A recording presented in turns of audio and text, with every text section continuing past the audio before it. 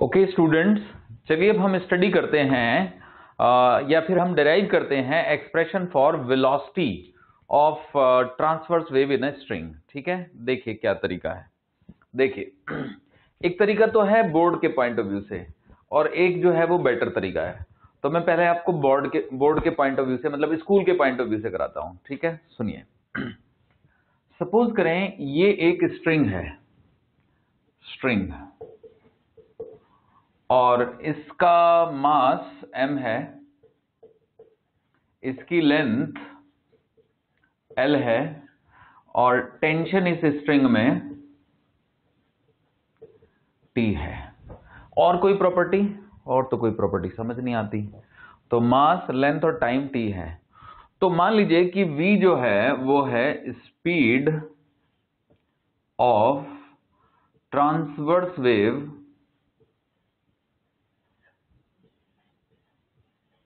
In the string.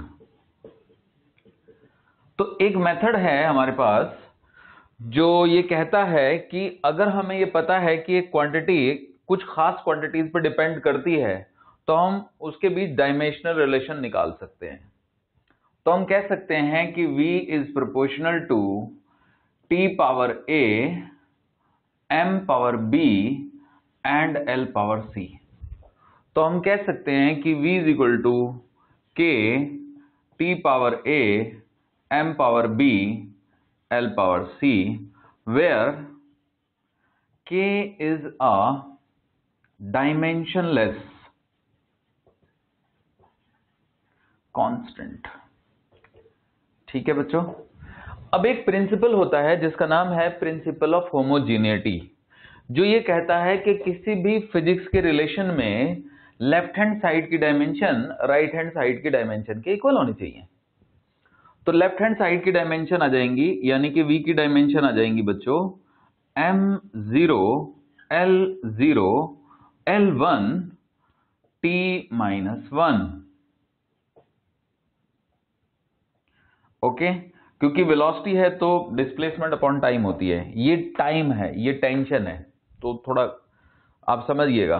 Tension भी capital T से ही लेते हैं, हम कुछ कर नहीं सकते हम। ठीक है, तो उसके बाद राइट हैंड साइड की डायमेंशन, डायमेंशंस ऑफ RHS, तो वो आएगी टेंशन जो कि एक फोर्स है, राइट। तो फोर्स की पावर a, मास की पावर b और लेंथ की पावर c। तो फोर्स की पावर a का मतलब m1 l1 t-2 की पावर a, m की पावर b और l की पावर c।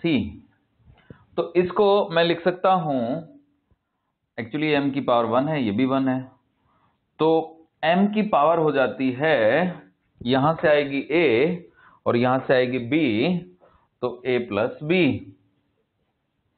l की पावर यहां पे a है और यहां पे c है, तो l की पावर a प्लस c और t की पावर -2a। तो बच्चों, जैसा कि मैंने आपको कहा कि LHS की डायमेंशन RHS से मैच करनी चाहिए। तो ये तभी पॉसिबल होगा जब a प्लस c की वैल्यू हो, a प्लस b की वैल्यू हो 0, क्योंकि m की डायमेंशन यहां पर 0 है और यहां पर m की डायमेंशन a प्लस b है, और l की डायमेंशन यहां 1 है और यहां a प्लस c है। तो a plus c should be 1। अब यहां पे t की डायमेंशन -1 है और यहां पर -2, सो -2a should be -1, -2a should be -1। सबसे पहले हमें इससे मिल जाता है a इज इक्वल टू 1/2, फिर हम इसमें पुट कर देते हैं तो b मिल जाता है -1/2, b इज इक्वल टू -1/2। अब जब मैं a को 1/2 डाल दूंगा इसमें, तो half plus c is equal to 1, तो c भी आ जाएगा 1/2। तो इस तरह से हमें a, b और c मिल गए। ठीक है, तो अब आगे बढ़ते हैं और समझाते हैं कि फिर हम क्या लिख सकते हैं v को। तो हम v को लिख सकते हैं बच्चों, देखिएगा, v is equal to k into में t की पावर a जो कि 1/2 है। b की वैल्यू -1/2 है, m की पावर -1/2 और l की पावर 1/2। ओके, तो this can be written as v is equal to k into में under root of t into l by m। अब हम चाहते हैं कि हम टर्म थोड़ी कम करें, तो एक टर्म हमने ले ली जिसका नाम है म्यू, और ये होता है मास per unit length.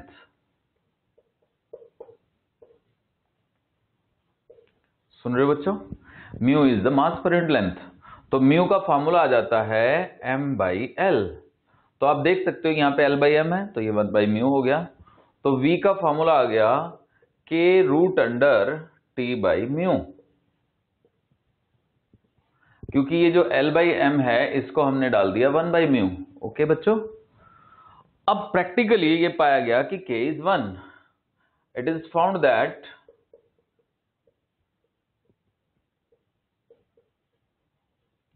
k is 1, मतलब एक्सपेरिमेंटली या फिर दूसरे डेरिवेशन से। तो v का फॉर्मूला आ जाता है रूट अंडर t/म्यू। तो ये जो है आप एनसीईआरटी का मेथड है, एनसीईआरटी में ऐसे दिया हुआ है। क्लियर?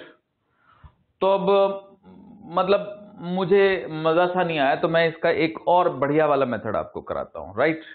तो देखिएगा, देखिए बच्चों,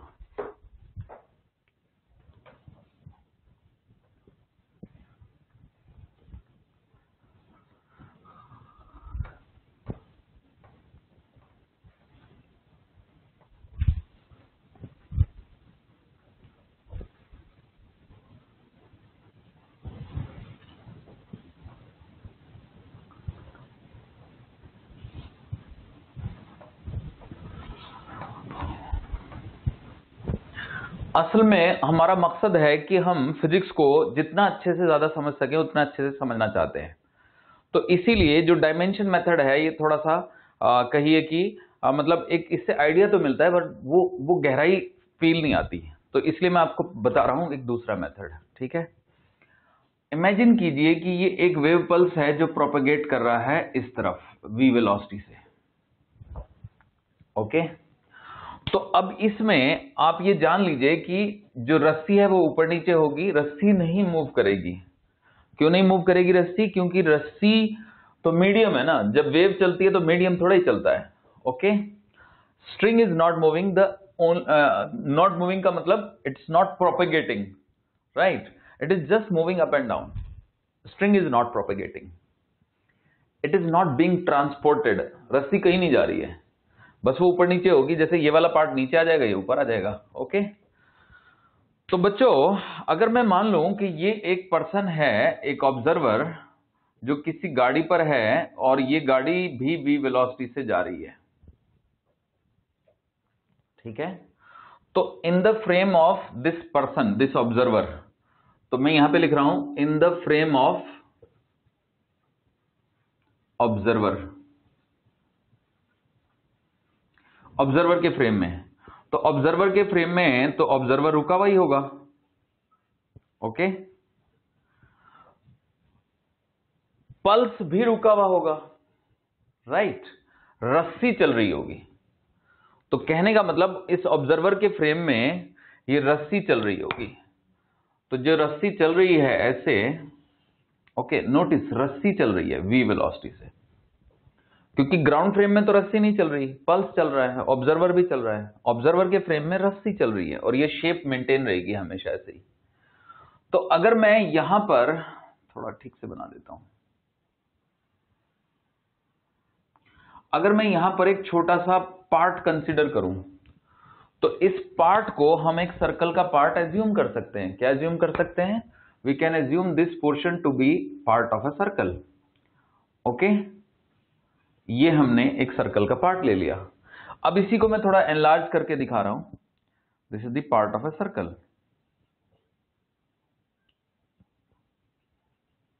ओके, तो अब सेंटर पे कुछ एंगल सबटेंड होगा।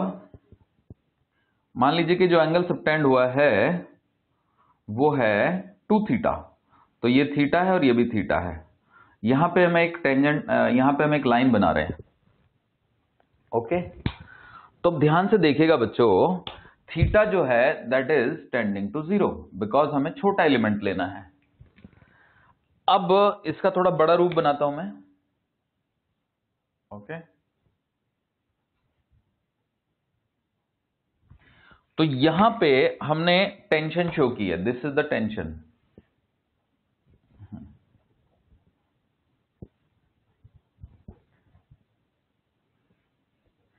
इस लाइन को हम पीछे हटा देते हैं, दिस इज द टेंशन। इस लाइन को हम पीछे हटा देते हैं, तो जैसे ये सेंटर हुआ। अब ध्यान दीजिएगा, this angle is 90, this is theta, okay, this is also 90। तो ये वाला एंगल, इन दोनों का सम तो 180 हो गया, तो इसका और इसका सम भी 180 होना चाहिए। तो ये कॉम्प्लीमेंट्री एंगल होना चाहिए, यानी this angle should be 180 minus theta. तो ये वाला एंगल थीटा होना चाहिए। सिमिलरली अगर ये एंगल थीटा है, ये 90 है, ये भी 90 है, तो ये 180 माइनस थीटा और ये थीटा।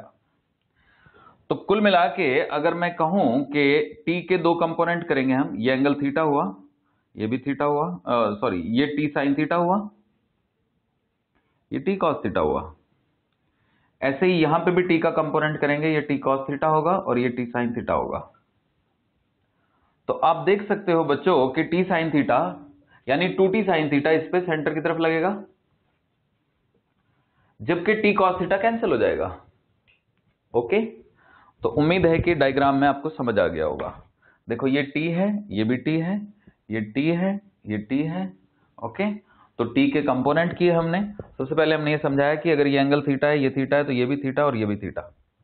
फिर हमने ये समझाया कि t cos थीटा और t cos थीटा कैंसिल हो जाएंगे, t sin थीटा सेंटर की तरफ हो जाएंगे। तो 2t sin theta is the force which is acting toward the centre, and the force acting toward the centre will act like a centripetal force. तो कुल मिला के अगर मैं इस रस्सी की लेंथ dl बोल रहा हूं, तो इसका कुछ मास भी होगा। मान लीजिए कि म्यू जो है वो मास पर यूनिट लेंथ है।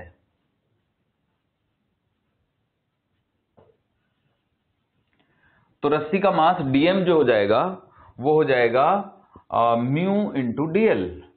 ओके, तो अब centripetal force 2t sin theta can be written as mu into dl into v square upon में रेडियस। ओके, अब sin theta can be written as theta, so this is 2t into theta which is mu into dl upon r into v square. अब बच्चों देखो, dl is this arc length, तो dl मतलब ये dl है यहां से यहां तक। तो dl को अगर आप रेडियस से डिवाइड करोगे, dl को रेडियस से डिवाइड करोगे तो 2 थीटा आ जाएगा। तो आप यहां पे 2 थीटा लिख दीजिए। तो 2t इंटू में theta is equal to mu into में 2 थीटा इंटू में v स्क्वायर। 2 थीटा से 2 थीटा कैंसिल हो जाएगा, तो यहां से t is equal to mu into v square आएगा, और यहां से आप लिख सकते हैं v is equal to t by mu का अंडर रूट। तो ये हमने फॉर्मूला ड्राइव कर दिया बच्चों। क्लियर है? तो यहां पे आप समझ जाइए कि t टेंशन है और म्यू जो है वो है लीनियर मास डेंसिटी। तो फॉर्मूला जो मैं लिख रहा हूं यहां पे वो ये है, v is equal to root under t by mu, जहां पर t है टेंशन और म्यू है लीनियर मास डेंसिटी। तो उम्मीद है कि आप ये समझ गए, राइट?